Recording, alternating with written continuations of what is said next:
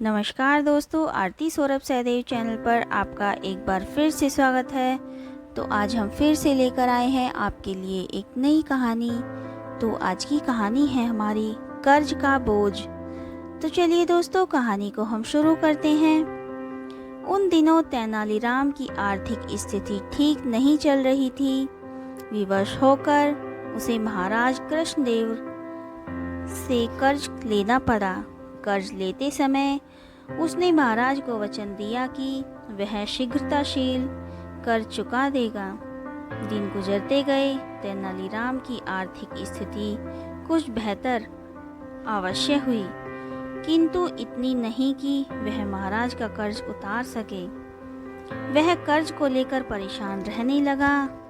उस परेशानी के दो हल थे। एक कि वह किसी तरह महाराज का कर्ज उतार दे और दूसरा किसी तरह उसे कर्ज से मुक्ति मिल जाए। दूसरा हल उसे ज़्यादा उचित प्रतीत हो रहा था, लेकिन वह महाराज को कहे तो कहे कैसे कि उसका कर्ज माफ कर दे। बहुत सोच विचार कर उसने एक योजना बनाई। उस योजना में अपनी पत्नी को भी शामिल कर लिया। फिर एक दिन उसने अपनी पत्नी के माध्यम से महाराज को संदेश भिजवाया कि उसका स्वास्थ्य ठीक नहीं है, इसलिए वह कुछ दिन दरबार में उपस्थित नहीं हो पाएगा। संदेश भिजवाने के बाद उसने दरबार जाना बंद कर दिया। कई दिन बीत गए।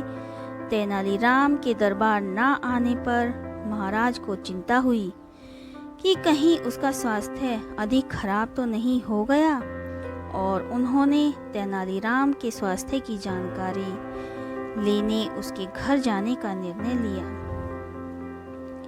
एक दिन महाराज तेनालीराम के घर पहुंच गए। पत्नी ने जब महाराज को देखा तो तेनालीराम को इशारा कर दिया और वह बिस्तर पर जाकर कंबल ओढ़ कर लेट गया।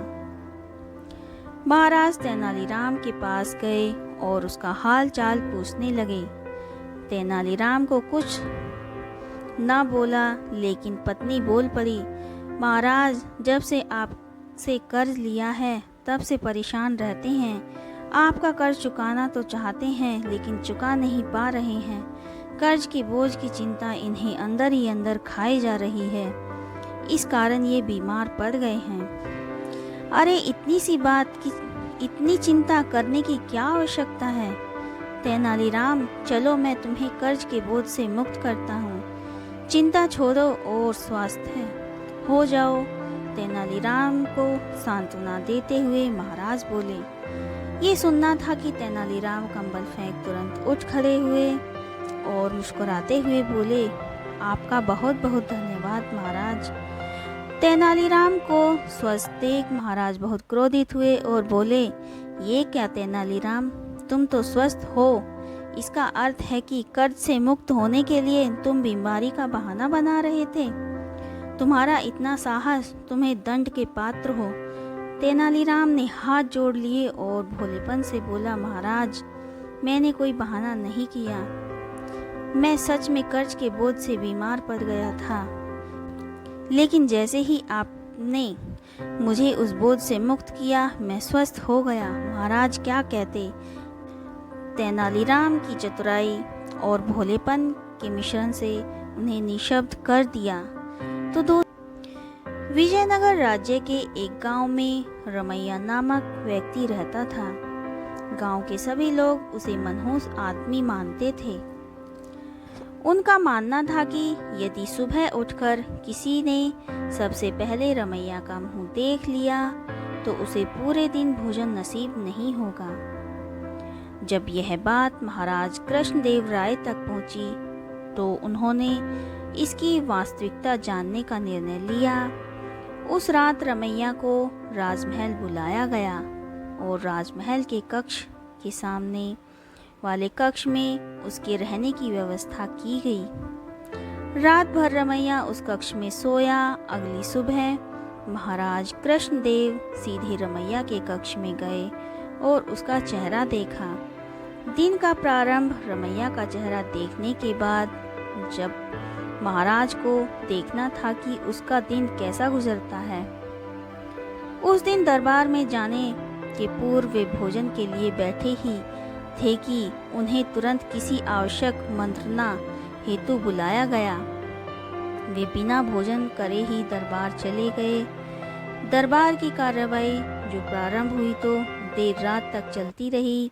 दरबार की कार्रवाई समाप्त होते तक महाराज कृष्णदेव राय को जोरों की भूख लगने लगी। जब उन्हें भोजन परोसा गया तो उन्होंने देखा कि उसकी थाली पर मक्खी बैठी हुई है। उन्होंने भोजन छोड़ दिया और अपने शयन कक्ष की ओर चले गए।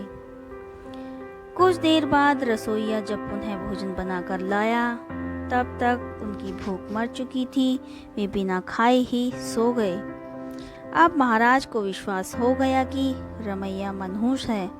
उन्होंने उसे फांसी पर चढ़ा देने का आदेश दिया। रमैया की फांसी की बात जब उसकी पत्नी तक पहुंची तो वह रोते रोते तेनालीराम के पास गई और उसकी सहायता की गुहार लगाई।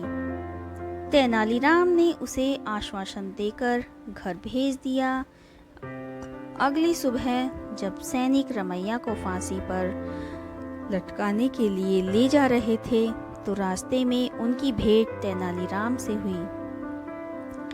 तेनालीराम ने रमैया के कान में कुछ कहा और चला गया। इधर फांसी गृह पहुंचने के बाद सैनिकों ने रमैया से उसकी अंतिम इच्छा पूछी। रमैया ने कहा कि मैं महाराज को एक संदेश भिजवाना चाहता हूँ। एक सैनिक द्वारा वह संदेश महाराज तक पहुँचाया गया। संदेश इस प्रकार था, महाराज, सुबह सबसे पहले मेरा चेहरा देखने से किसी को पूरे दिन भोजन नसीब नहीं होता, लेकिन महाराज आपका मुंह देखने पर तो जीवन से हाथ धोना पड़ता है। बताइए ऐसे में ज़्यादा मनहूस कौन है। संदेश पढ़ने के बाद महाराज को अपनी अंधविश्वासी सोच पर शर्म आई। उन्होंने सैनिकों से कहकर रमैया को बुलवाया और पूछा कि उसे ऐसा संदेश भेजने का परामर्श किसने दिया। रमैया ने तेनालीराम का नाम लिया। महाराज तेनालीराम की बुद्धिमत्ता से बहुत प्रसन्न हुए। उन्होंने रमैया को फांसी की सजा निरस्त कर दी और तेनालीराम को पुरस्कृत किया। इस तरह तेनालीराम की वजह से रमैया के प्राण बच गए। तो दोस्तों, इस कहानी से हमें यह शिक्षा मिलती है कि अंधविश्वास से दूर रहना चाहिए।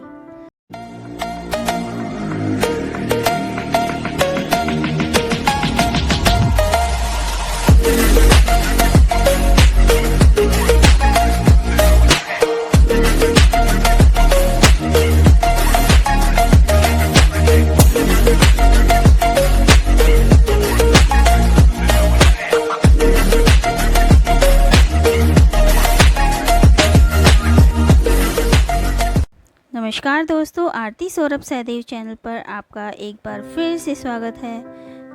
तो दोस्तों, जैसा कि आप सभी जानते हैं कि दशहरा का त्यौहार आने वाला है। दशहरा को विजयदशमी के नाम से भी जाना जाता है। यह एक हिंदू पर्व है।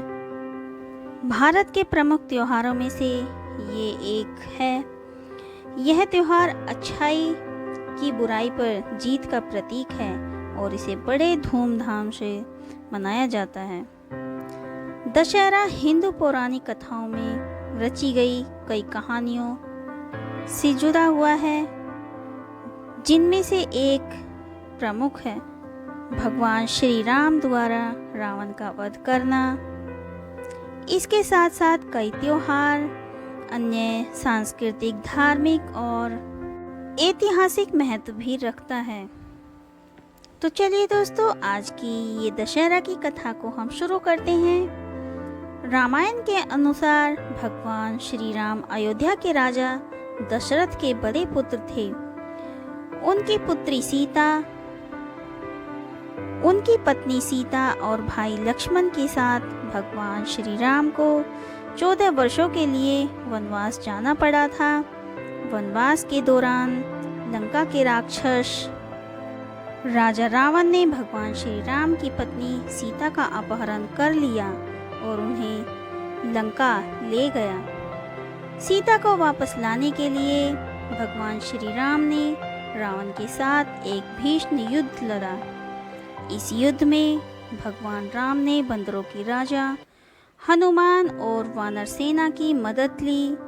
यह युद्ध लगभग 10 दिनों तक चला और अंततः भगवान श्री राम ने रावण का वध किया। रावण की मृत्यु के साथ ही बुराई का अंत हुआ और भगवान श्री राम ने सीता को मुक्त कर दिया। इस घटना को विजयदशमी कहा जाता है क्योंकि यह 10वें दिन हुई थी और यह विजय बुराई पर अच्छाई की प्रतीक है। रावण केवल एक राक्षस राजा ही नहीं था, बल्कि उसे 10 सिरों वाला राक्षस माना जाता था, जो 10 प्रकार की बुराइयों का प्रतीक था, जैसे क्रोध, लोभ, मोह, अहंकार, काम, ईर्ष्या, स्वार्थ, असत्य, हिंसा और अन्याय। दशहरा के दिन रावण के पुतले का दहन किया जाता है, जो इन बुराइयों को समाप्त करने का प्रतीक होता है। यह हमें यह सिखाता है कि हमें अपने जीवन से इन बुराइयों को मिटाना चाहिए और धर्म, सत्य और नैतिकता के मार्ग पर चलना चाहिए। तो दोस्तों, अब जानते हैं दशहरा का धार्मिक महत्व क्या है। दशहरा केवल राम और रावण की कहानी तक सीमित नहीं है। यह त्योहार देवी दुर्गा की विजय से भी जुड़ा हुआ है। मान्यता है कि देवी दुर्गा ने 9 दिनों तक महिषासुर नामक राक्षस से युद्ध किया और 10वें दिन उसे परास्त किया। इसलिए दशहरा को शक्ति की विजय के रूप में भी देखा जाता है और इस दिन शक्ति की पूजा की जाती है।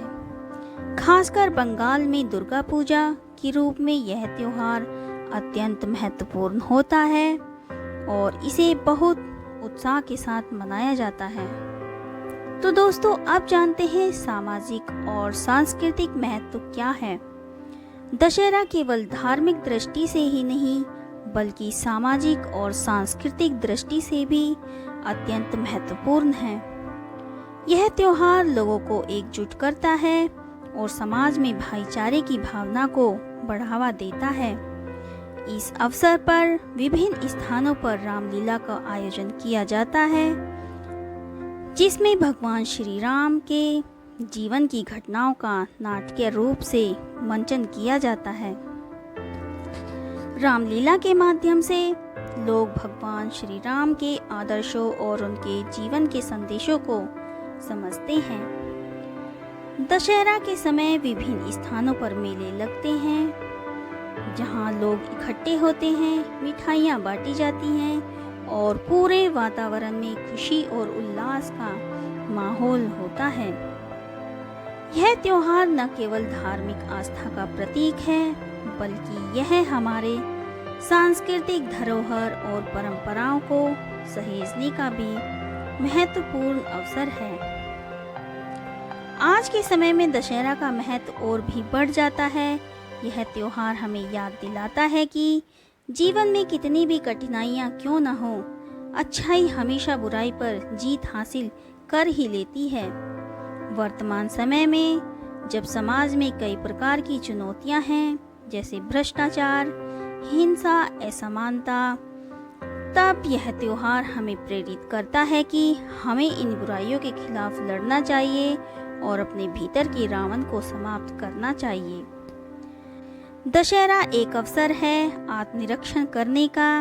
यह हमें यह समझने का मौका देता है कि हम अपने जीवन में किन बुराइयों का सामना कर रहे हैं और कैसे हम उन्हें दूर कर सकते हैं, चाहे वह व्यक्तिगत संघर्ष हो या सामाजिक चुनौतियाँ। दशहरा का संदेश है कि हमें सत्य और न्याय के मार्ग पर चलते हुए अपने जीवन में संतुलन और शांति लानी चाहिए।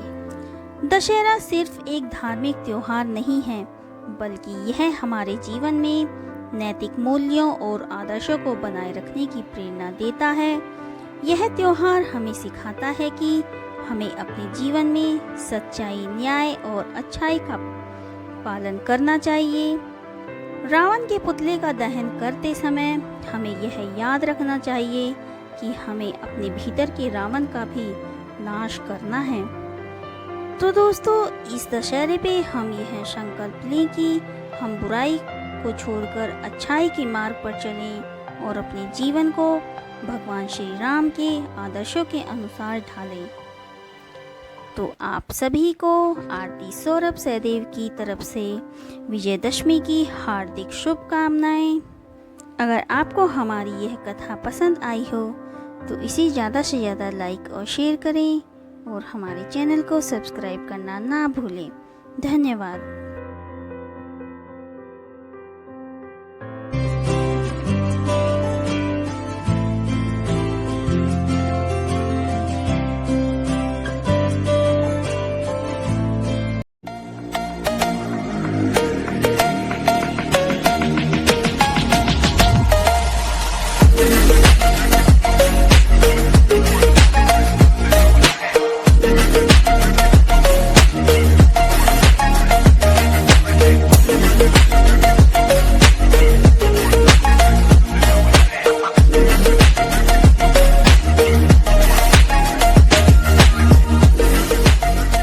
नमस्कार दोस्तों, आरती सौरभ सहदेव चैनल पर आपका एक बार फिर से स्वागत है। तो आज हम फिर से लेकर आए हैं आपके लिए एक नई कहानी। तो आज की कहानी है हमारी गुरु द्रोणाचार्य की कहानी। तो चलिए दोस्तों, कहानी को हम शुरू करते हैं। गुरु द्रोणाचार्य पांडवों और कौरवों के गुरु थे। उन्हें धनुर्विद्या का ज्ञान देते थे। एक दिन एकलव्य, जो कि एक गरीब शूद्र परिवार से थे, द्रोणाचार्य के पास गए और बोले कि गुरुदेव, मुझे भी धनुर्विद्या का ज्ञान प्राप्त करना है।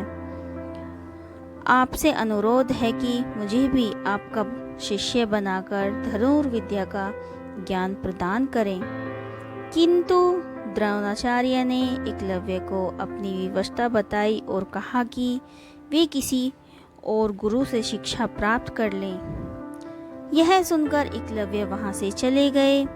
इस घटना के बहुत दिनों बाद अर्जुन और द्रोणाचार्य शिकार के लिए जंगल की ओर गए।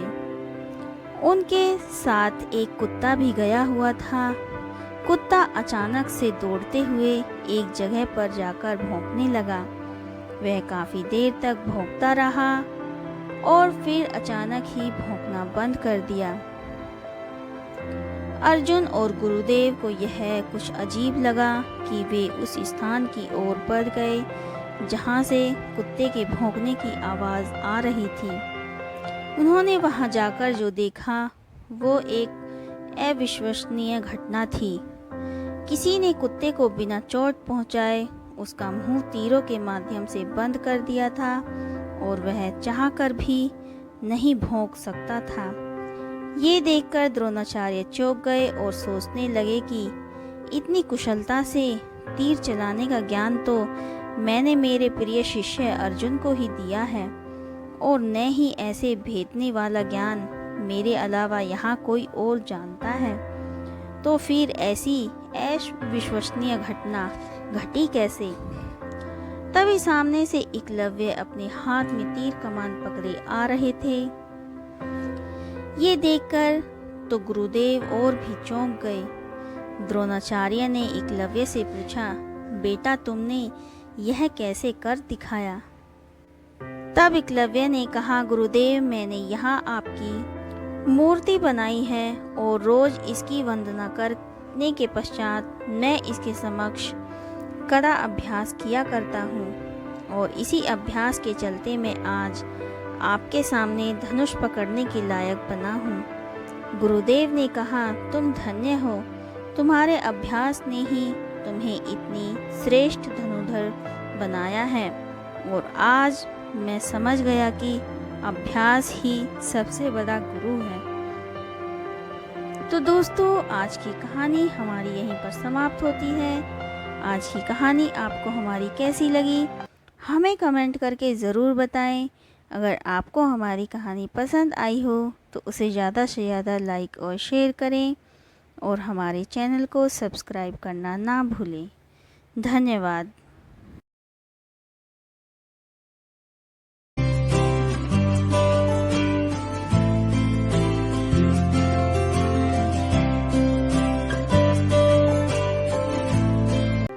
एक दिन राजा कृष्णदेव राय के दरबार में अरब देश का एक व्यापारी आया। उसके पास एक से बढ़कर एक अरबी घोड़े थे। व्यापारी ने हट्टे कट्टे और तंदुरुस्त अरबी घोड़ों की राजा कृष्णदेव राय के सामने इतनी तारीफ की कि उन्होंने फौरन उन घोड़ों को खरीदने का मन बना लिया। अच्छी कीमत देकर व्यापारी ने सारे घोड़े खरीद लिए। व्यापारी खुशी खुशी वापस चला गया। महाराज बहुत खुश थे, लेकिन जब घोड़ों को रखने की बात सामने आई तो समस्या खड़ी हो गई। सारे अस्तबल पहले से ही भरे हुए थे, उनमें नए घोड़ों को रखने का स्थान नहीं था। इस समस्या का निदान राजगुरु ने सुझाया। राजगुरु ने महाराज को परामर्श दिया कि जब तक इस घोड़ों को रखने के लिए नया अस्तबल तैयार न हो जाए, क्यों ना एक एक घोड़ा हम मंत्रियों, दरबारियों और प्रजा में बांट दे। वे उन घोड़ों की देखभाल करेंगे और उसके बदले हर महीने उन्हें एक स्वर्ण मुद्रा दी जाएगी। महाराज को राजगुरु की ये सलाह जच गई और उन्होंने वे घोड़े अपने मंत्रियों और दरबारियों में बंटवा दिए। जो घोड़े बचे वे प्रजा में बांट दिए गए। महाराज का आदेश था कि सब लोग चुपचाप घोड़े लेकर अपने अपने घर चले गए। एक स्वर्ण मुद्रा में उन घोड़ों के चारे का प्रबंध करना और उनकी देखभाल करना बहुत कठिन था, लेकिन वे राजसी घोड़े थे, इसलिए उनकी देखभाल में कोई कोताही नहीं बरती जा सकती थी। सब अपना पेट काटकर घोड़े की देखभाल करने लगे। एक घोड़ा तेनालीराम को भी मिला। वह उस घोड़े को अपने घर ले जाकर एक छोटी सी अंधेरी कुटिया में बांध दिया। उस कुटिया में छोटी सी एक खिड़की बनी हुई थी। उस खिड़की से तेनालीराम रोज शाम थोड़ी सी सूखी घास घोड़े को खिलाया करता था। घोड़ा दिन भर भूखा रहता, इसलिए जैसे ही शाम को खिड़की से सूखी घास देखता, लपक कर उसे खा जाता। दिन बीतते गए और वह दिन भी आया जब अरबी घोड़ों का अस्तबल बनकर तैयार हो गया। जिन मंत्रियों, दरबारियों और प्रजा के पास अरबी घोड़े थे, उन्होंने चैन की सांस ली। इतने दिनों में घोड़ों की देखभाल के कारण सबके घर का बजट बिगड़ गया था। कईयों पर कर्ज चढ़ गया था। खैर, वे घोड़े लेकर राजमहल पहुंचे। इधर तेनालीराम जब राजमहल पहुंचा तो उसका घोड़ा नदारद था। महाराज के पूछने पर वह बोला, महाराज क्या बताऊं, वह घोड़ा बहुत ही ज़्यादा खूंखार हो गया था। किसी पर भी हमला कर देता है। मुझ में तो इतना साहस नहीं कि उसके अस्तबल में घुस पाऊं, इसलिए मैं उसे नहीं ला पाया। महाराज कुछ कहते इसके पहले राजगुरु बोल पड़े, महाराज, तेनालीराम की बात पर विश्वास नहीं किया जा सकता। अवश्य घोड़ा सही सलामत नहीं है, इसलिए तेनालीराम बहाना कर रहा है। हमें वहां जाकर वास्तविकता का पता लगाना चाहिए। महाराज ने राजगुरु को कुछ सैनिकों के साथ तेनालीराम के घर जाकर घोड़े को लाने का आदेश दे दिया। राजगुरु सैनिक लेकर तेनालीराम के घर पहुंच गए। साथ में तेनालीराम भी था। तेनालीराम ने उसे वह कुटिया दिखाई जहां घोड़ा बंधा हुआ था। राजगुरु जब कुटिया के पास पहुंचे तो तेनालीराम बोला, राजगुरु जी संभल के, घोड़ा सच में बहुत खूंखार हो गया है। आप पहले खिड़की से उसका मुआयना कर लीजिए। राजगुरु ने भी सोचा कि पहले खिड़की से ही मुआयना कर लेना उचित होगा। वह अपना मुंह खिड़की के पास ले गया। दिन भर से घोड़े ने कुछ खाया नहीं था। तेनालीराम शाम के समय ही उसे सूखी घास दिया करता था, इसलिए जैसे ही राजगुरु खिड़की के पास अपना मुंह लेकर गए, उनकी दाढ़ी और सूखी घास समझकर घोड़े ने मुंह में दबा लिया और खींचने लगा। राजगुरु दर्द से चीख पड़े। यह देख तेनालीराम बोला, मैंने कहा था ना राजगुरु जी की घोड़ा बहुत खूंखार हो गया है। राजगुरु क्या कहते, बस दर्द से चीखते रहे और अपनी दाढ़ी छुड़ाने का प्रयास करते रहे, किंतु भूखा घोड़ा भी दाढ़ी छोड़ने को तैयार नहीं था। आखिरकार सैनिकों द्वारा तलवार से दाढ़ी काटकर अलग कर दी गई। तब राजगुरु की जान छूटी। उसके बाद राजगुरु ने सैनिकों को आदेश दिया कि वे घोड़े को पकड़कर राजमहल ले चलें। घोड़े को राजमहल में महाराज के सामने ले जाया गया। राजा ने जब घोड़े को देखा तो आश्चर्यचकित रह गया।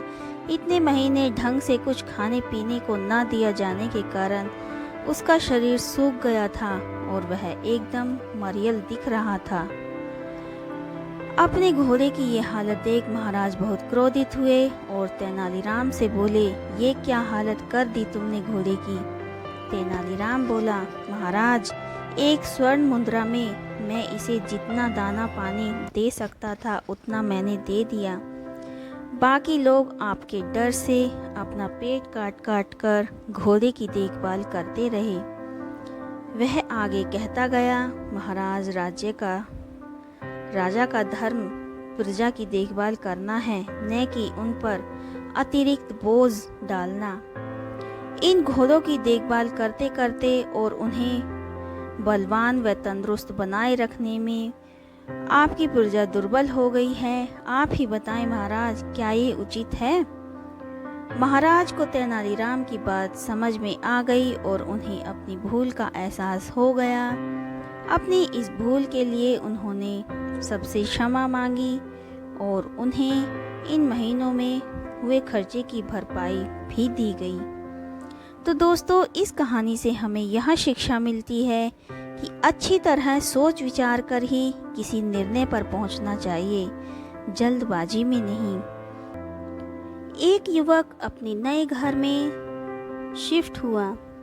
नया घर और वहाँ का वातावरण उसे बहुत पसंद आया, लेकिन एक बात थी जो उसे थोड़ी खटक रही थी।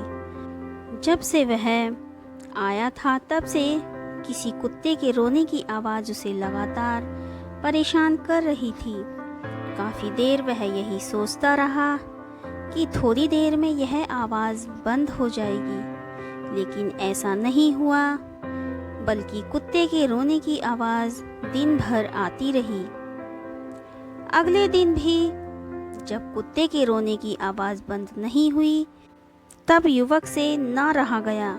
वह घर से बाहर निकला। कुत्ते के रोने की आवाज़ उसके पड़ोस के एक घर से आ रही थी। वह उस घर में पहुंचा।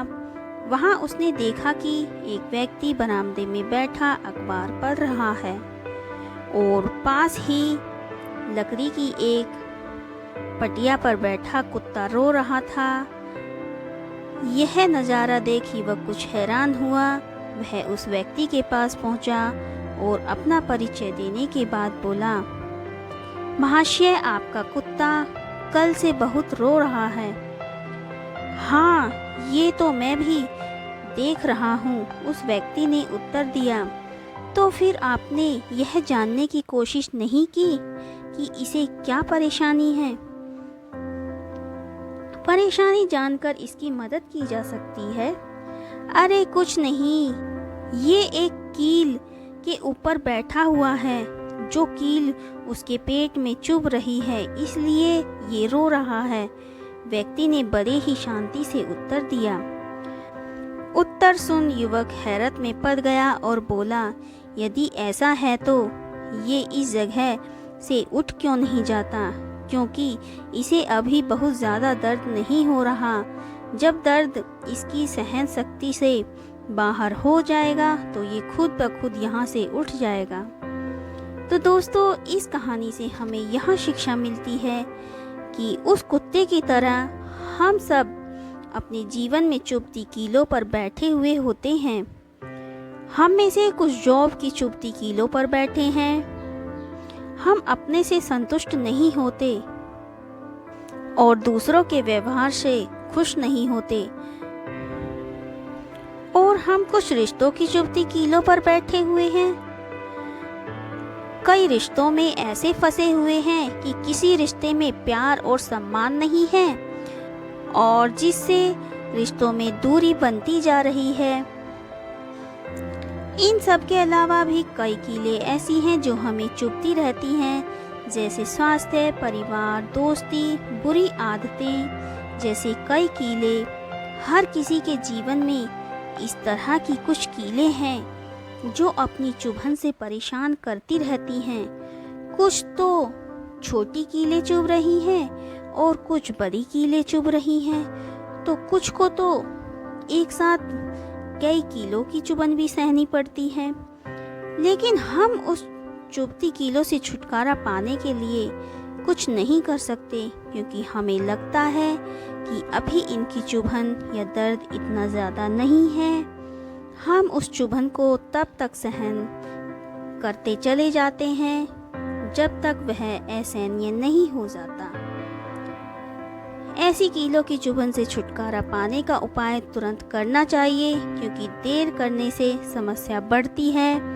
हाथ पर हाथ धरकर बैठे रहने से कोई भी समस्या हल नहीं होती।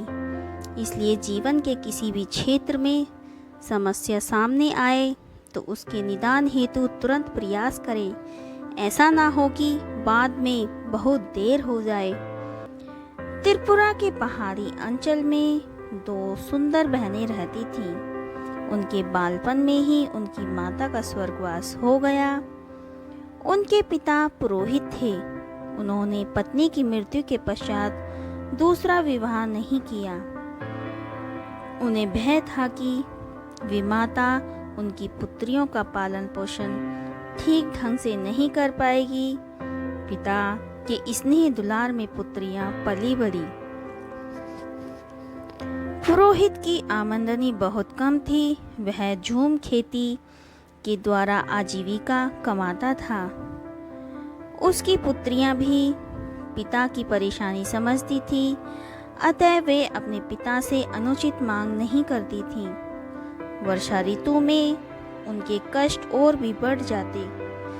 कई वर्षों से मकान की मरम्मत नहीं हो पाई थी, अतः बरसात का पानी घर में घुस जाता। यूं तो उनका घर एक ऊंचे मचान पर था, किंतु पानी वहां भी पहुंच जाता। एक दिन दोनों बहनें खेत से थक कर लौटी।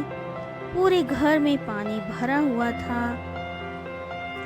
छोटी बहन के मुंह से आह निकली। वह तड़प कर बोली, दीदी अब हम क्या करें? ठहरो देखती हूँ, शायद कुछ खाना पड़ा होगा, अभी उसे खाकर ही भूख मिटाते हैं, कहकर बड़ी बहन ने सांत्वना दी। बड़ी बहन ने थैला टटोला, किंतु खाने को कुछ नहीं मिला। बस कुछ बरसात के पानी में भीगकर खराब हो गया था। उसकी आंखों में आंसू आ गए। छोटी बहन का दुख वह सह न सकी। उसने प्रतिज्ञा की कि मैं उसकी को अपना पति मानूंगी, जो मेरे घर को संवार देगा। जिस तरह सबके कष्ट दूर होते हैं, उसी तरह वह दुख भरी रात्रि भी बीत गई। अगले दिन जब दोनों बहनें घर लौटी तो घर की काया पलट देखकर दंग रह गई। सारे घर की मरम्मत की गई थी तथा खाने पीने का सारा सामान भी मौजूद था। इतने खाद्य पदार्थ उन्होंने पहले कभी नहीं देखे। अचाई ने भी घर का परिवर्तन देखा तो उत्साह के साथ बोला, ओ नो, यह तो वनदेवी की कृपा है। उससे तुम लोगों का कष्ट नहीं देखा गया, इसलिए उसने हमारी सहायता की है।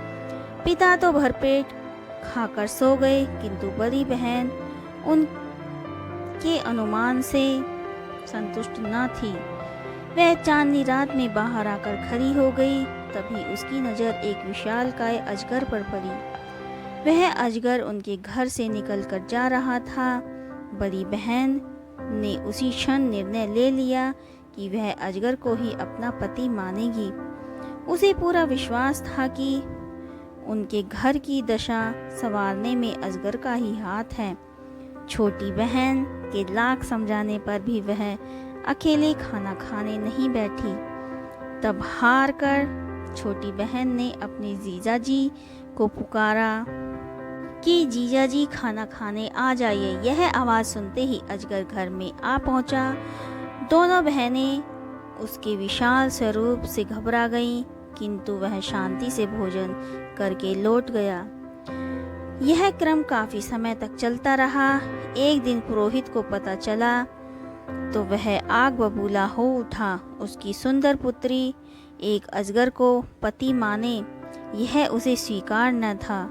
जब बड़ी बेटी खेत पर गई तो उसने छोटी बेटी से कहा, तुम रोज की तरह जीजाजी को पुकारो। छोटी ने समझा कि शायद उससे मिलना चाहते हैं। उसने फिर आवाज लगाई, जीजाजी जीजाजी खाना खा लो। अजगर जैसे ही पुरोहित के पास पहुंचा, आड़ में छिपे पुरोहित ने उसे तेज हथियार से उसके टुकड़े टुकड़े कर दिए। छोटी फूट फूट कर रोने लगी। बड़ी बहन ने जब अपने अजगर की मृत्यु का समाचार सुना तो वह बहुत दुखी हुई। कुछ ही दिनों में उसके मन में अजगर के प्रति प्रेम भाव जाग गया था। उसके वियोग की कल्पना से वह भयभीत हो उठी। बिना एक शब्द कहे वह नदी की ओर चल दी। छोटी बहन भी उसके पीछे पीछे चल दी। बड़ी ने आंखें बंद की और रोती रोती नदी के पानी में उतरती चली गई। बेचारी छोटी उसे पुकारती रही, मत जाओ दीदी मत जाओ। बड़ी बहन ज्यों ही नदी में उतरी तो सीधे एक राजभवन में पहुंच गई। जल के नीचे इतना सुंदर महल देखकर वह दंग रह गई। प्रवेश द्वार पर उसका अजगर पति स्वागत के लिए तैयार खड़ा था। उसके बाद वह वहीं सुखी पूर्वक जीवन व्यतीत करने लगी। कुछ लोग अपने बच्चों के साथ समुद्र के किनारे एक कबीले में रहते थे। उसमें एक छोटी लड़की भी थी जिसका नाम मिनावी था। मिनावी दूसरे सभी बच्चों से थोड़ी अलग थी। उसे अक्सर दूसरे बच्चों के बीच झगड़ा कराने में बहुत मज़ा आता था और इस वजह से पूरी टोली परेशान हो जाती थी। लगभग कबीले में लड़ाई हो जाती थी। एक बार की बात है कि डूबते हुए सूरज की लाल गुलाबी किरणें खेल के मैदान पर पड़ रही थी। सारी लड़कियां खेल का आनंद उठा रही थीं। सारे लड़के अपने पिता के साथ बड़े आदमियों वाले काम सीख रहे थे। माएँ शाम का खाना बनाने की तैयारी कर रही थी। कोयले की आग पर एक ताज़ा मछली ताजे केकड़े और मसेल के साथ पक रही थी। टोली के सभी लोग खुश थे। फसल उनके लिए अच्छी रही थी। खूब ताज़ा खाना उपलब्ध था। मिनावी के अलावा सब खुश थे। मिनावी सबसे अलग थी। बचपन से ही मिनावी को दूसरी लड़कियों को परेशान करना अच्छा लगता था। मिनावी का चेहरा इतना बदसूरत और कठोर था कि उसे देखकर उसके मन की नफरत का अंदाज़ा लगाया जा सकता था।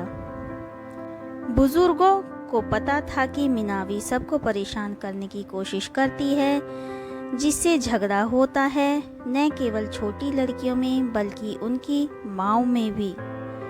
बुजुर्गों ने मिनावी की माँ को चेतावनी दी कि अगर उन्होंने मिनावी को गड़बड़ करने से नहीं रोका तो उसके साथ कुछ भयानक घटना घट जाएगी। पर मिनावी ने इस पर ध्यान नहीं दिया। साल बीतते गए और मिनावी जवान हो गई, पर उसे तब भी झगड़ा कराना अच्छा लगता था। एक दिन सारी जवान लड़कियों को मिनावी को भी दुल्हन बनने के लिए तैयार होना था। मीनावी भी अन्य लड़कियों के साथ खड़ी हो गई। बुजुर्गों ने बताया कि कौन सा लड़का किससे शादी करेगा। समारोह के आखिर में मीनावी अकेली खड़ी रह गई। किसी भी लड़के ने उसे शादी के लिए नहीं चुना। मीनावी के मन में नफरत और ज़्यादा बढ़ गई। उसने टोली में और भी ज़्यादा गड़बड़ करनी शुरू कर दी। कबीले में रोज़ ही लड़ाइयाँ होने लगी। मीनावी अपनी छोटी सी झोपड़ी में बैठी रहती और देखा करती, आप ही खुश होती रहती। बुजुर्गों ने तय किया कि मीनावी को अपने किए की सज़ा मिलनी चाहिए। मीनावी को कबीले के निर्णय के बारे में थोड़ा बहुत पता था। जब वह औरतों के बीच एक और झगड़ा कराने जा रही थी, आदमियों ने उसे पकड़ लिया और जमीन में गिरा दिया। उसे चारों ओर गोल गोल घुमाया। वह किसी तरह भाग निकली और समुद्र के किनारे पहुंच गई, जहां उसने बुरी आत्माओं से प्रार्थना की कि वे उसे एक क्रूर जानवर में बदल दें, जिससे वह अपने कबीले से बदला ले सके। मीनावी एक बड़े मगरमच्छ में बदल गई और चुपचाप कीचड़ में घुस गई। वह अपने शिकार का इंतजार करने लगी। कबीले के लोग धीरे धीरे मीनावी को भूल गए और अपनी दिनचर्या में व्यस्त हो गए। एक दिन जब वे केकड़ों को ढूंढने समुद्र के किनारे आए, मीनावी इंतजार में लेटी थी। एक आदमी जो मीनावी को सजा दिलाने में शामिल था, जब पानी में कूदा तो मीनावी पीछे रेंग कर आ गई और उसे दबोच लिया। उसने आदमी से कहा कि वह उसे चारों ओर गोल गोल घुमाएगी। उसने तब तक बार बार आदमी को पानी में घुमाया जब तक उसे संतोष नहीं हो गया कि उसे काफ़ी सज़ा मिल चुकी है। तब से आज तक मीनावी की आत्मा मगरमच्छ में समाई हुई है और इसलिए हर बार जब मगरमच्छ अपने शिकार को पकड़ता है तो हमेशा पानी में चारों तरफ गोल गोल घुमाता है। एक बार महाराज कृष्णदेव राय ने तेनालीराम से पूछा, बताओ तेनालीराम, ब्राह्मण अधिक चतुर होते हैं या व्यापारी? महाराज, इसमें कोई संदेह नहीं कि व्यापारी ब्राह्मणों से कहीं अधिक चतुर होते हैं, तेनालीराम ने उत्तर दिया। ऐसा तुम कैसे कह सकते हो तेनालीराम? महाराज बोले। महाराज, यदि आप अवसर प्रदान करें तो जो मैं कह रहा हूँ वह प्रमाणित करके भी दिखा सकता हूँ। तेनालीराम ने विश्वास के साथ कहा, ठीक है, तो कल प्रमाणित करके दिखाओ। जैसे महाराज की आज्ञा, किंतु मेरी एक शर्त है कि कल मैं जो कुछ भी करूं, आप उसके बीच में कुछ ना कहें, ना ही किसी अन्य को कोई रोड़ा डालने दें। महाराज ने तेनालीराम की बात मान ली। अगले दिन दरबार लगा। समस्त दरबारी दरबार में उपस्थित थे। राजगुरु भी अचानक तेनालीराम राजगुरु से बोला, राजगुरु जी, मेरा आपसे एक निवेदन है कि यदि आपको मेरा निवेदन बुरा लगे तो क्षमा करें, किंतु ये अति आवश्यक है। ऐसा क्या निवेदन है तेनालीराम? राजगुरु ने पूछा। महाराज को आपकी चोटी चाहिए, इसलिए उनके लिए आपको अपनी चोटी का बलिदान देना होगा, अर्थात आपको अपनी चोटी कटवानी पड़ेगी। हाथ जोड़कर तेनालीराम बोला। ये सुनते ही राजगुरु का खून खोल उठा। क्रोध में लाल पीला होकर वह तेनालीराम को खरी खोटी सुनाने लगा। तब तेनालीराम उन्हें शांत करते हुए बोला, राजगुरु जी, बदले में चाहे आप मुंह मांगा दाम मांग लें, किंतु चोटी तो आपको कटवानी ही पड़ेगी, क्योंकि ये महाराज की आज्ञा है। राजगुरु समझ गया कि अब महाराज की आज्ञा के विपरीत नहीं जा सकता। फिर चोटी का क्या है, वह कुछ दिनों में पुनः उग जाएगी। वह सोचने लगा कि इसके बदले उसे कितनी स्वर्ण मुद्राएं मांगनी चाहिए। कुछ देर सोचने के बाद वह बोला, ठीक है, यदि ऐसा करना अति आवश्यक है तो मैं अपनी चोटी कटवाने को तैयार हूँ, किंतु चोटी के बदले मुझे 5 स्वर्ण मुद्राएं चाहिए। खजांची को कह खजाने से 5 स्वर्ण मुद्राएं निकालकर राजगुरु को दे दी गई और नाई बुलाकर उसकी चोटी कटवा दी गई। कुछ देर बाद नगर के सबसे बड़े व्यापारी को बुलाया गया। तेनालीराम ने उससे भी कहा कि महाराज, कृष्णदेव को उसकी चोटी चाहिए, इसलिए उसे अपनी चोटी कटवानी पड़ेगी। व्यापारी बोला, महाराज की आज्ञा मैं कैसे टाल सकता हूँ, लेकिन मैं एक गरीब आदमी हूँ। अपनी चोटी के बदले तुम जो कीमत मांगोगे वह तुम्हें दी जाएगी। तेनालीराम बोला। व्यापारी कहने लगा, मैं महाराज से क्या मांग सकता हूँ, किंतु इतना कहूँगा कि इस चोटी की लाज बचाने के लिए अपनी पुत्री के विवाह में मुझे 5000 स्वर्ण मुद्राएं देनी पड़ी थी। फिर अपने पिता की मृत्यु के समय भी इस चोटी को बचाने के लिए मुझे 5000 स्वर्ण मुद्राएं खर्च करनी पड़ी थी। तो ठीक है, तुम्हें 10,000 स्वर्ण मुद्राएं। तेनालीराम कह ही रहा था कि व्यापारी बोल पड़ा, मेरी बात पूरी सुन लीजिए श्रीमान, आज भी बाजार में इस चोटी के बदले मुझे 5000 स्वर्ण मुद्राएं आसानी से उधार मिल जाएंगी। अपनी चोटी पर हाथ फिराते हुए व्यापारी बोला, तो इसका अर्थ है कि तुम्हें अपनी चोटी के बदले 15,000 स्वर्ण मुद्राएं चाहिए? तेनालीराम ने पूछा। अब मैं क्या कहूँ, बस महाराज की कृपा हो जाए आपकी। व्यापारी खिसियाते हुए बोला। तुरंत खजाने से 15,000 स्वर्ण मुद्राएं निकालकर व्यापारी को दे दी गई। नाई तो पहले से ही दरबार में उपस्थित था। व्यापारी अपनी चोटी कटवाने बैठ गया। नाई भी उसकी चोटी काटने आगे आया, लेकिन जैसे ही उसने व्यापारी की चोटी काटने उस तरह निकाला, व्यापारी तुरंत बोला, ए नाई, जरा देख के भूलना नहीं कि ये महाराज की चोटी है। व्यापारी के ये शब्द महाराज कृष्णदेव को अपमानजनक लगे। वे क्रोधित हो गए और उन्होंने सैनिकों से कहकर व्यापारी को दरबार से बाहर फिकवा दिया।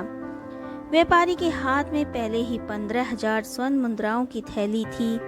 उसने भी वहां से चंपत होने में देर नहीं लगाई। इस पूरे घटनाक्रम के बाद तेनालीराम महाराज से बोला, महाराज, मैंने अपनी बात सिद्ध कर दी। आपने देखा कि राजगुरु जी ने 5 स्वर्ण मुद्राएं के बदले अपनी चोटी कटवा दी, लेकिन वो व्यापारी 15,000 स्वर्ण मुद्राएं भी ले गया और अपनी चोटी भी नहीं कटवाई। हुआ ना व्यापारी ब्राह्मण से अधिक चतुर। यह सुनकर महाराज सहित सारे दरबारी हंस पड़े। बहुत समय पहले की बात है। एक राज्य में एक राजा का राज था। वह अक्सर सोचा करता था कि मैं राजा क्यों बना। एक दिन इस प्रश्न का उत्तर प्राप्त करने उसने अपने राज्य के बड़े बड़े ज्योतिषियों को आमंत्रित किया।